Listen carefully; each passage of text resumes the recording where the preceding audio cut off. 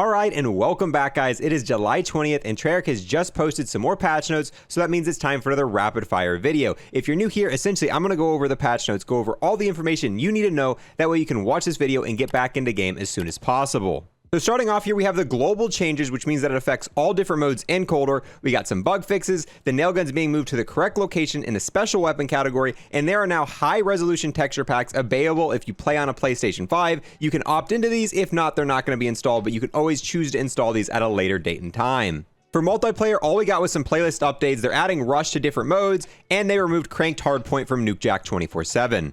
Now moving down to zombies, where the majority of these updates take place, and I'm glad because there's a lot of bugs with Toten, so I'm glad they're actually fixing them. Starting off, we've got stability issues here, which is always great. Now for gameplay changes, reduce the number of panzer spawns at higher rounds. That's one of the biggest complaints I've seen people has, that the higher and higher rounds you go, there are just too many panzers, so they're kind of tweaking that. We'll have to go in game, kind of see how much that's actually been affected. Address an issue that caused Klaus to sometimes attack friendly brain-rotted zombies. Didn't know that was an issue. Address a rare issue that would cause zombies to use their range attacks despite the player being in an accessible location. I've definitely had this happen, but not just on Toten. Sometimes you'll be running around, all of a sudden the zombies will start, throwing the meat at you, attacking you. But hopefully this update here kind of tones that down and stops that from happening. For the Wonder Weapon updates, the Cerberus Wonder Weapon will no longer time out if it's not taken from the open safe after a period of time. Didn't know that was an issue. That'd be hilarious. You open the safe and you're like, oh, here, friend, I'll let you have it. And by the time they go to grab it, go to the safe, it's just not there. It just disappeared. Now moving on to Toten Easter egg updates, and I've read through all these all seem to be pretty small issues. I know when I've done the Easter egg 3 or 4 times now, I've had the issue where I cannot craft one of the parts needed for the Easter egg.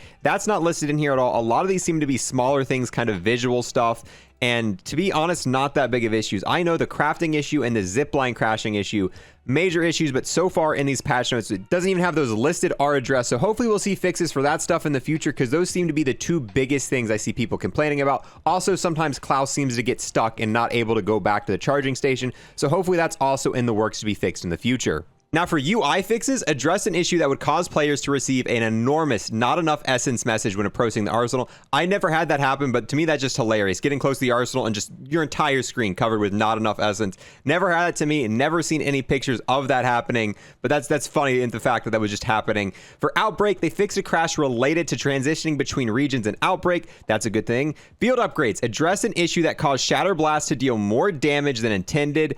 Although Shatter Blast isn't a field upgrade, so I don't know, shouldn't that be ammo mods? But for field upgrades, I guess Shatter Blast is now going to be nerfed a little bit, so we have to do another video going in game, testing out Shatter Blast and the health cap to see how much this has been, I guess, nerfed. It was an unintentional change. Hopefully it's more than before, because before this update, Shatter Blast was pretty much useless for a lot of scenarios. I know in Outbreak it's pretty good because it destroys the armor, but for round-based modes, I never saw myself using Shatter Blast, and if it went back to the original version, that's a little disappointing, so we'll have to test that. I really hope that it still does a lot better than it did in previous seasons. Now for the last thing here, we have changes to perks. Fixed a crash related to Tombstone Soda. Very disappointing that we haven't seen anything about Mule Kick, because no one's buying Tombstone. Let's be real here. The fact that the game's not going to crash now that I buy Tombstone, I wasn't buying it to begin with. I'm not going to buy it now. I would have loved to see a lot of the issues with Mule Kick. If you buy Mule Kick, you go down, you respawn in. A lot of times you're going to pick your weapon back up. It's going to be broken. It's not going to have a pack-a-punch camo. It's not going to have its attachments. A lot of issues right now are happening with the Mule Kick perk. But at least we got a fix with Tombstone that is making, the game more stable while using Tombstone, because that is what everyone was complaining about. So yeah, that are all the patch notes, boys. Definitely some good stuff in here. Some unfortunate stuff like Shatter Blast being nerfed, and it doesn't seem like the biggest issues people are having with the Easter egg have been fixed yet. It seems like it's so far been a lot of small stuff, but keep in mind this map just came out last week, so hopefully maybe sometime later this week or next week we'll get a patch fixing a lot of these issues. Some of them are probably just issues that are a little bit harder to replicate and troubleshoot, so they might need a little bit more time and stuff like that. With that, I'm going to wrap this video up here. What is your kind of favorite change from here, and what are you disappointed that you did not see on here that you wish you did? Thank you guys so much for watching, and I'll see you guys next time. I want to take the last moment to thank anyone who's became a YouTube member or a Twitch sub, and an extra special thanks to those who have taken it above and beyond. We've got Chef, aka Chief, aka Classified. We've got the man whose name should be really easy to pronounce, Yamasta. We've got the man, the myth, the legend, Cryptic, the absolute boss, Hunter Redondo. We've got the Big Mac Bandit, Brian Plays, and my friend with the most stable PS5 ever, DX2069. All of these people have became Unlock++ members on YouTube. Thank you guys so much, true homies.